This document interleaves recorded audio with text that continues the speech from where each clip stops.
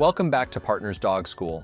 We return back to our behavior camp dog Odin, a black lab mix who came in with his owner Kelsey to address his reactivity towards her boyfriend Alex and other visitors that come by her home. During Odin's first week, all of our trainers worked him through obedience and socialization and even got him more comfortable working around males. Let's check in with our responsible instructors Chase and Emma to see how everything has been going moving into his second week.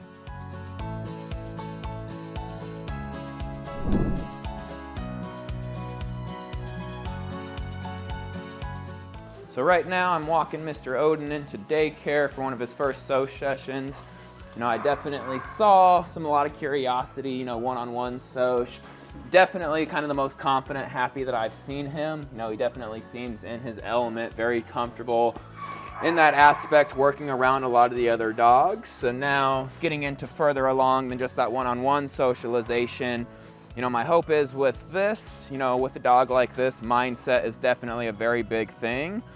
Through all these different interactions, different environments, scenarios, and everything like that, it's going to be very important for Odin to simply understand just maintaining his composure, being comfortable, being confident. So like I said earlier, definitely in this environment, you can already tell walking out of that training floor, he's very comfortable, very himself, just simply being a dog. So, I'm hopefully having him go through these repetitions, getting comfortable in here, just realizing that the world isn't this big, scary place.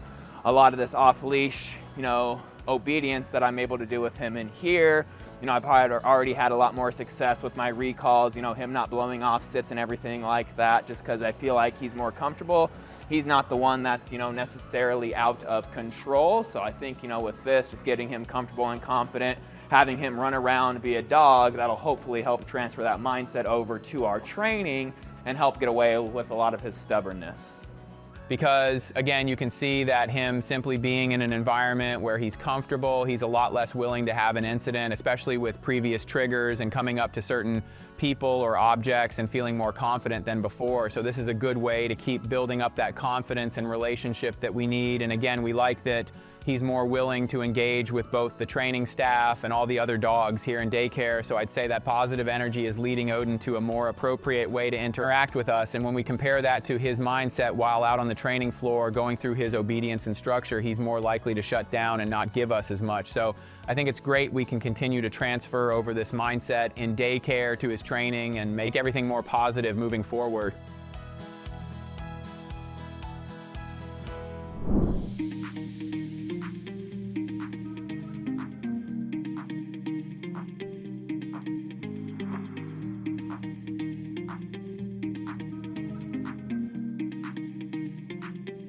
So yeah, just pulled Odin out of daycare, definitely doing my soch session with him for the first time yesterday. I kind of explained it in that video, but it's definitely the happiest, most comfortable that I've seen him, just simply him understanding to just be a dog in that environment.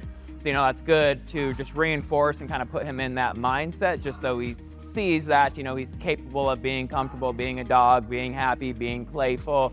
So, what I'm hoping for and kind of doing that is, one, obviously, I want him to be comfortable and confident and well socialized with dogs and people as well. But, just really continuing to put him in that mindset so it's reinforced. And then, once he kind of gets comfortable and a little bit of that pattern in through a lot of that high energy, hopefully being able to kind of transfer that out into our training sessions and just different environments, just so he's always, understanding to remain comfortable, confident, happy.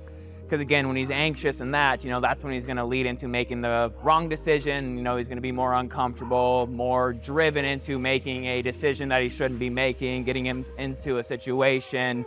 So I'm very happy with seeing that, his confidence and just simply him being a dog is one of the biggest improvements I think we've seen over the first week and a half or so. But definitely, need to continue working on the control aspect of it. He's kind of starting to associate it with freedom, especially with him being off leash. I'm seeing him blow off a little bit of a recalls, me asking for a sit and he'll kind of run away from me and everything like that. So he's kind of starting to care more about, the fun things and instead of doing, what he kind of needs to do. So as he continues to build up that confidence, we're building up a lot of that energy. I need to continue focusing on simply keeping that control so I have that accountability. So in the next couple of weeks, he's not having these repetitions of blowing me off. So through all these scenarios, working with the husband, they're always going to have that same level of control.